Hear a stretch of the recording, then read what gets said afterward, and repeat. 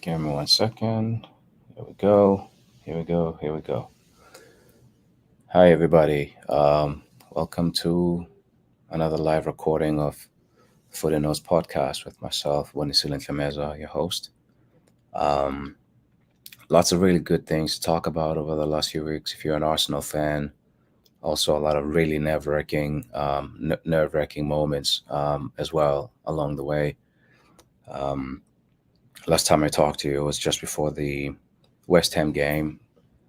I wanted to do some recordings before that game, but then I thought, it was one of those games that um, I was so nervous through the game, and I was like, yeah, let's see what happens in the next one. Let's see what happens in the Leeds, because those two games were kind of banana skin ish, and I think a lot of us fans were looking at the North London derby, which is not the right way to do things, but it's very very difficult with this young team to to count your chickens. But man, like they really done some amazing work so far this season, and so it's hard um to balk at what they've done.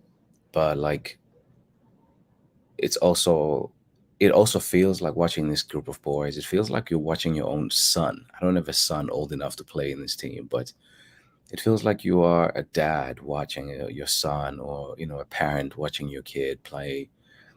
And so the level of investment is just it's just like that much higher as far as I'm concerned anyway. And from what I can see, it sounds like a lot of people who are Arsenal supporters at the moment have similar feelings around these boys, and it's very very strong feelings. um, but in between the games there's been a lot of really positive vibes. Teta got a new contract announced before the game at the weekend, before it was before his press conference on Friday. Actually, his he signed his contract, as well as Jonas Eideval, who coaches the women's team. They were going into the final weekend. The women's team going into the final weekend of their WSL season, just needing to win their game and hoping that Manchester United, who needed to win in order to stand a chance to qualify for the Champions League, they needed a favor from Manchester United, who were playing against Chelsea. Chelsea handled business. That was not a surprise, I guess. The expectation was that Chelsea would beat Manchester United. But in football, you never know, which is why a lot of us, when I talk about the game yesterday later, I think a lot of you guys would be, if you did watch that game, would know that that Arsenal was cruising, and then all of a sudden there was a bundle of nerves coming into people's lives because they scored from nowhere in a corner, which was their first shot on goal, pretty much. So lots of positive vibes around the club at the moment. Arteta signs a contract. A lot of summer plans being talked about in between the games. The the recruitment seems to be well underway. There's been a lot of talk around Gabriel Jesus. There's talk of Lenny's new contract. There's talk of a variety of targets that Arsenal have been looking at. And then also, another really cool thing that's happened in the last week and a half, 2 weeks, has been the viral music that was being sung at the game by Louis Dunford. I think is his name. Louis Dunford is a local guy, fan from North London, who wrote the song "The Angel," which was sung by the fans at the game, which was pretty cool to hear it being sung at the game yesterday. And I've actually watched that video that Arsenal Football Club shared on their Twitter page. I've watched it several times. It's really really cool stuff. And I don't know if it will catch on and become an anthem, but I could definitely see it becoming an anthem. It's such an easy song to sing along to, similar style to what Liverpool do. Maybe Arsenal fans will make it into a thing, but it was really cool to see that happen and how that quickly came together from just a couple of people online putting a lot of plug in plug. They gave it. A lot of Arsenal fans gave that song a plug, one line, and I remember this guy posting about it actually on Twitter about how well the song was doing on iTunes and various platforms. And it doesn't strike me as though he's a musician who, even in England, who has been super famous and done great before this particular song. So this is another one of those beautiful things that can happen, from a football community that is quite connected. And so, speaking of the positive vibes around Arsenal, it's definitely a lot of stuff going on that's really good there. And Arteta has definitely been big on soft factors and the culture talk. And a lot of people haven't been biased, for because people want to see results, and the results haven't been always there in terms of the score lines. Even though, if you wanted to get a little granular, there were moments where you could see maybe that this guy was working more like an architect, thinking of the long term, and like really cleaning up and doing maybe land surveying and doing a lot of landscaping. And then now the building is starting to look like it could be a skyscraper or something, or some beautiful building. If you want to use the metaphor of drawing a plan for building a structure and then building the structure up. Tessa has done a lot of work, I think, a lot of grunt work that a lot of us fans don't even get to see, because to do what he has done, I know he hasn't achieved anything in terms of like winning a trophy this year. And I also know that he and the club haven't achieved top four yet. And they may well end up, laying an egg, which I hope not. Obviously, I hope this doesn't fucking happen. But I don't want to consider it in the bag. And I don't think any Arsenal fan is naive enough to think it's in the bag. But there's definitely a lot of really positive vibes, around the club at the moment. Him signing a contract, the players playing, including, the so-called um, squad players, if you want to call them that. And I'm going to talk about one guy in particular. Beginning just talking about yesterday's game. Um, the game started really well for Arsenal. 10 minutes, and you thought, wow, 20 up after 10.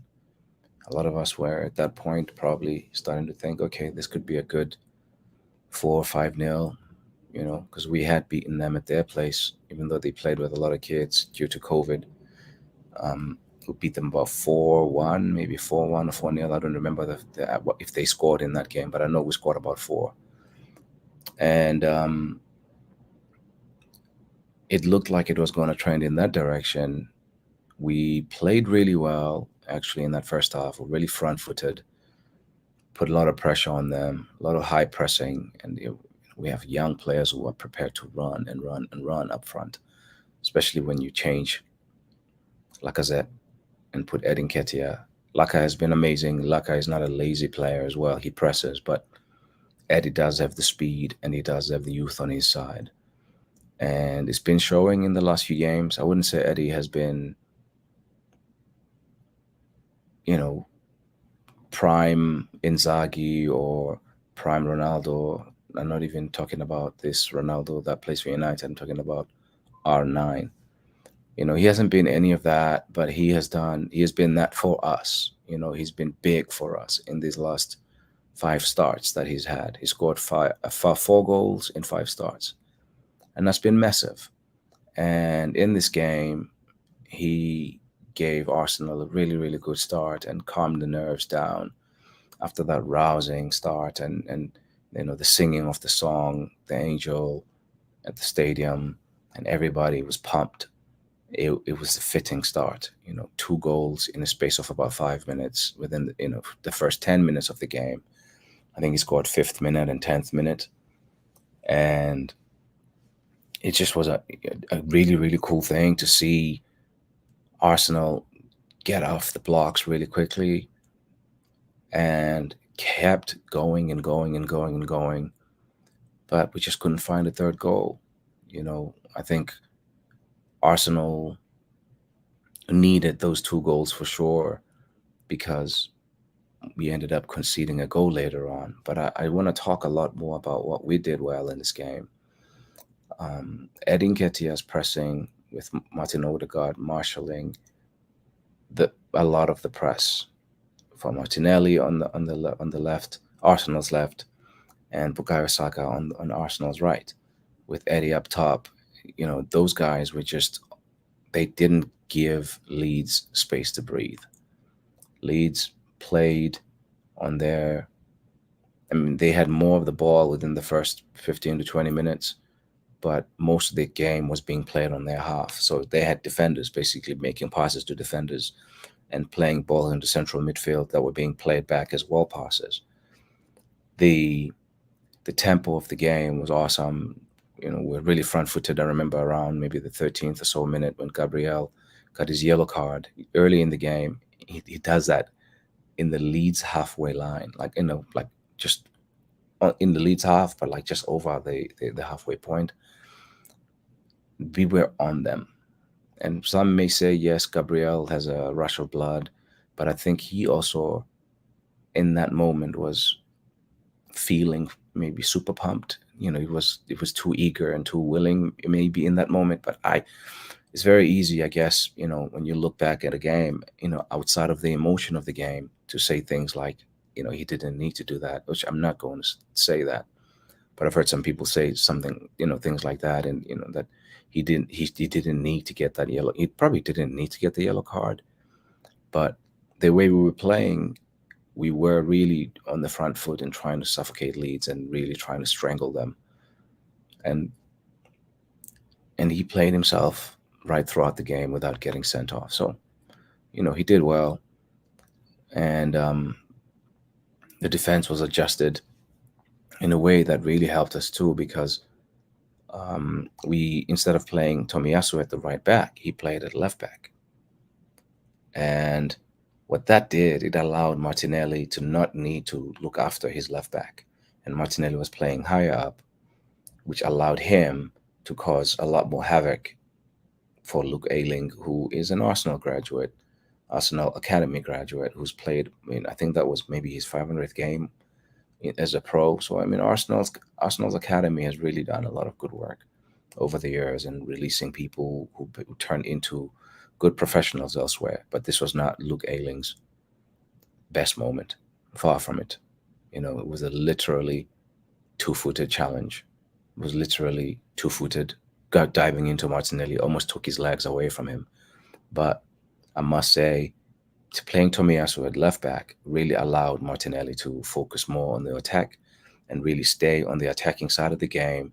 And that was one of the really, really good things that we did to get us those first two goals, is because there was, Martinelli, when he doesn't have to look after Nuno or a weaker left back, it was the same thing when Martinelli was playing well. Actually, you remember Kieran Tierney was playing at left back. So since Nuno came into the game, Martinelli has done a lot more defending and whatnot. So in my opinion, like, Martinelli was probably the man of the match of the attacking quartet in that first half. He was basically the man of the first half.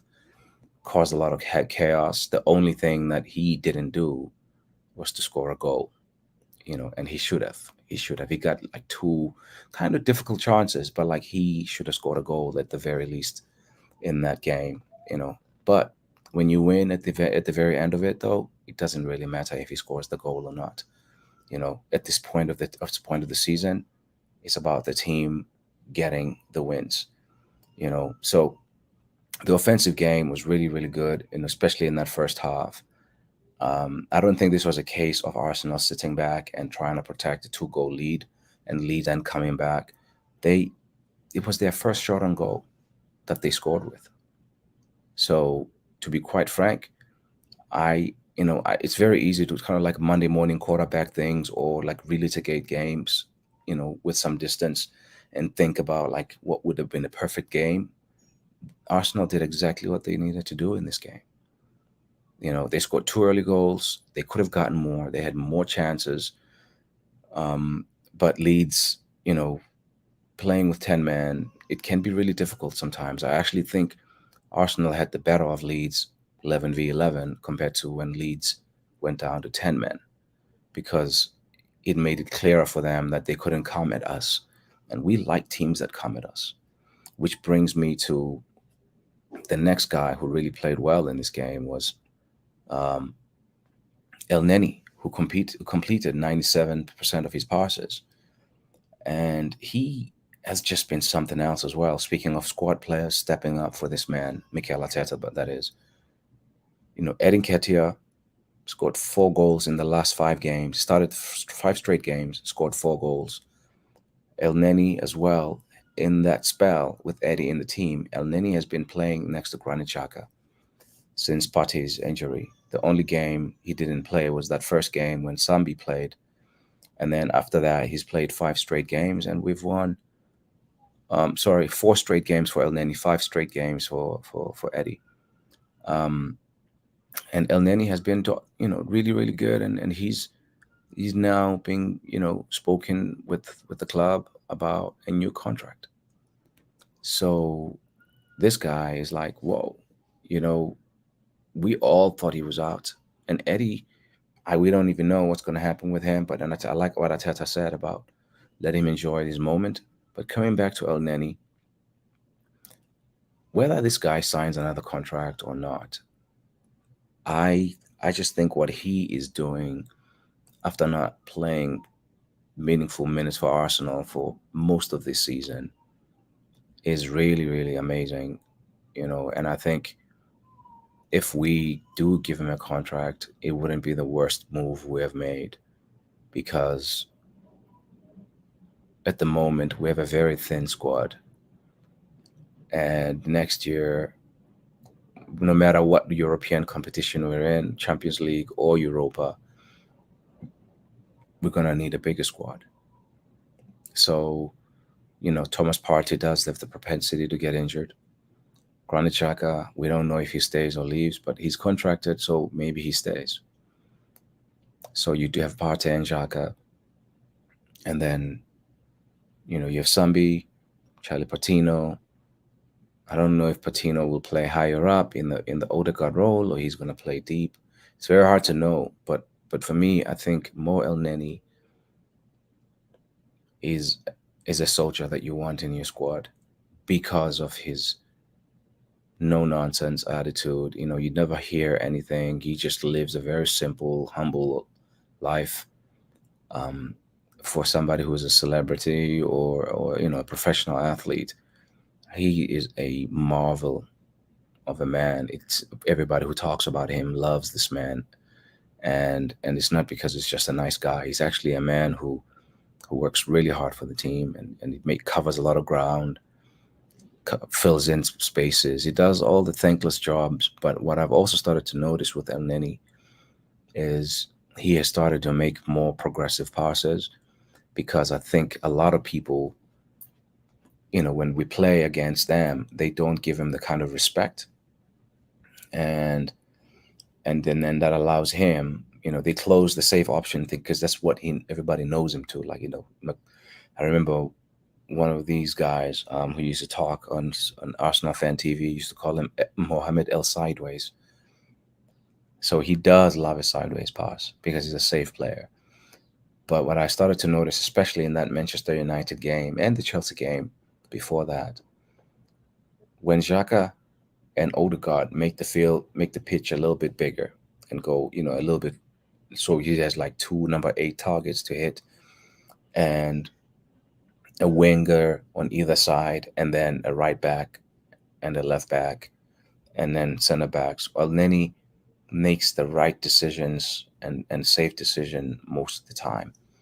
It's actually a very good thing that he does keep the ball really well because I think in Martinelli and Edin Ketia, we don't have probably the best ball retention forwards in those two guys, especially if you're also going to have Nuno in some games. Nuno loses the ball a lot as well. So you do need a player like El Neni who can calm things down in the middle of the field, who can like just really slow down the tempo, be a grown up there, be an adult who will organize things and clean up after people. You do need that. And I know that Fernandinho is old now, but like Manchester City has been using him in that role because they've lost a few people who done that role for them. Like I remember, you know, when they had this guy who got injured a lot. He's at Everton now, Fabian Delph. He was that player for Manchester City for a while. And at Liverpool, you have players like James Milner, who'd come in and he'll do a job anywhere in the midfield and sometimes even at fullback. So El Neni is younger than the two people that I've mentioned. He's like 29 going 30. He, if he's okay, like he just recently spoke out about it, if he's okay playing a bit part role and being a member of the squad, I think you let him. You let him be. He's not going to cost you a lot of money. And I just think, yeah, like you keep it moving. You just you secure him and you keep it moving. But the other thing that I liked about El Nani's performance was how he has now started to take a little bit more responsibility with him and a few other squad players. But what I like about him, sorry, is that he has become now, when it needs to be, double pivot. But also he seems to be holding the midfield on his own. He's not Thomas Partey, never will be. But like for example in this Leeds game, especially once they went down to 10 men, we did kind of go into a 4-3-3 shape or 4-1-4-1 shape with Granit Xhaka really stretching the pitch and going up the left side to knit plays with Martinelli and Eddie. And like Xhaka was playing almost like as a second number 8. Goes like, what I noticed with the Arteta system is that Martin Odegaard doubles up as a 10 and an 8, and then Granit Xhaka doubles up as a double 6 in a double pivot, and and an 8. So it's like Xhaka is like deep to high, and then Odegaard is like high to deep, and so sometimes you have a triangle there where the three of them is El Neni in the middle, and Granit Xhaka is slightly ahead on the left hand side, and Martin Odegaard is slightly ahead and wide on the right hand side. And so it looks like a 4-3-3 shape in some instances of the game. And that's one of the beautiful things of how Arteta has taught this team to play, is that the systems are very fluid within the game. I just remember, just as I was saying this now, the post-match interview he did after the Chelsea game. He said, yeah, we started with this particular plan just in case they were going to play in their shape and force us to do certain things. And then, but that team that we picked that day, which was the team with Ben White at right back, it was a back three initially with Saka as a right wing back and Ben White as a third center back. And then it changed to Ben White at right back, and Saka went upstairs and played a little bit further up in his normal Saka position on the right wing. So yeah, I mean, this man is really teaching these boys a lot of really cool things, and you can see the principles that he's been implementing in how he wants the team to play. And everybody seems to know the next man's job. They all coaching one another on the field, helping each other find the next pass. So it's been really, really cool. Like in this Leeds game, I mean, I know the red card kind of ruined the game as it was, and we almost created a little bit more, it made it a little more interesting than it needed to be. But I do want to say, I think Arsenal have definitely matured. I mean, the worst they can finish right now is number 5. Because this North London derby thing, it still has me a little nervous. We haven't won at their place for a while, you know, and I don't know what's going to happen on Thursday. All I know is going into that game, Tottenham are going to be fired up, and I just hope that we don't choose that game to get a red card, because derby games can do that too. You know, Tottenham have been kicking players in the last couple of games. They didn't do it as much against Liverpool, but I did see a couple of really hard tackles there. But definitely the game they won before that, who were they playing against? They were allowed to kick the shit out of those boys. And Tottenham ended up winning like 4-0 or something. Who would they play before Liverpool? It was a big win for them. And I remember watching that game thinking it was Leicester before Leicester played their semi-final in Europe. And Leicester didn't play the Tillemans and the James Madisons and all those boys. And my goodness, Tottenham really stuck on them, just really gave them the business physically. And it's going to be interesting. I don't know who's going to blow this game, the referee who's assigned to this game, but it's going to be interesting how the referee, is he going to, how the referee blows? Is he going to swallow the whistle? Is the referee going to be strict? It's going to be interesting to see what happens. It's late in the season, lots and lots at stake. If he lets Tottenham be physical, they could probably neutralize Arsenal. But what's going to be interesting here, though, is Arsenal going to, you know, concede possession to Tottenham because we're a better possession team than they are, and we both are going to be basically needing to do the thing we're not comfortable with. But will we do the thing we're not comfortable with? Like in a game, Arsenal likes to be especially when they're better than the opponent. Arsenal can defend, but I think when they're better than the opponent at holding the ball, I wonder if we will fall into the trap of imposing ourselves and playing a high line, allowing Tottenham to play behind us, or we're gonna concede the ball to them and let them. It's gonna be a hard one. This is why I can never be a manager at this level, and it's anybody's guess, I guess, like what Arteta would do. But I'm just worried that we we might not be able to win there. I hope I'm wrong. I sincerely hope I'm wrong. The reason I'm saying this, we might not be able to win there, is that the few times we've played them in the last few years, is we've normally won at our place and drawn there the last few times. And I remember the last time we were this close to the Champions League and we lost it by a point. It was Emery's first season, and we went up there, and I think Aubameyang missed a penalty, and we drew the game. And we've had a couple other draws, and we've also lost. I think we went up there a few years ago when Mourinho was their coach, and we lost 2-1 with Kolasinac making a stupid back pass, and ball got intercepted by Son, and they scored. So we've lost and drawn games there. We haven't won there. I think it's been a long time. I don't remember actually the last time we won at their stadium, old and new stadium. We've never won at this new one for sure. So, I know a lot of us were old enough to remember 2002 and that era of our football history.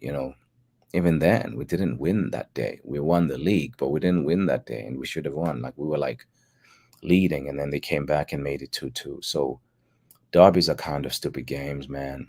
I just hope whatever happens, we don't lose. You know, I I'm too nervous. Like I told you at the top of this recording, I I feel like a parent with these kids. I feel like they're my, like I'm watching my own kids playing, and sometimes it's a little too hard. I will be at work on Thursday. I don't know if I will actually watch this game live, but I'll do my best. I'm normally able to watch some games when I'm working, but I watch every game. Most of them live, but obviously the midweek ones can be tricky if there's work. I just hope that the boys are able to at least leave White Hart Lane undefeated. Just don't lose there. Whatever you do, just win or draw. We'll take that. Um, I'm not very big on trying to predict things, and so I don't know what lineup he'll go with. But I do hope that he goes with Tomiyasu closer wherever Son plays. I think Tomiyasu needs to mark a Son, and Ben White maybe plays, in a back five, maybe. But they're better than us in a back five system, so I don't want us to change too much. But then if he plays Tomiyasu at right back, um, who plays down the left? Something tells me that Tomiyasu at left back actually could work too, because Kulusevski is no joke. I know people are worried about Son, and I'm worried about Son, but I think Kulusevski is just as dangerous a player, and he's a clever player. So maybe you play Ben White at right back and Tomiyasu at left back, Holding and Gabriel in the middle, because then you have your four best available defenders playing in the game. Up front, I think the team pretty much picks itself if you have that solid back four playing. Because the one thing that I know Tottenham are going to need is goals, and when they for them, see that they score, it rains and pours goals there, or they don't score at all. So one thing I don't want is for us to turn this into a basketball game and play the occasion. Just play a simple game of football and see where we are when the final whistle is blown. Hopefully, we'll be victorious and secure Champions League there. If we don't, let's not lose. I know I'm repeating myself and I'm mumbling right now. So I'm going to stop there. I appreciate you watching and thank you for the support. Talk to you guys after the North London Derby. Cheers.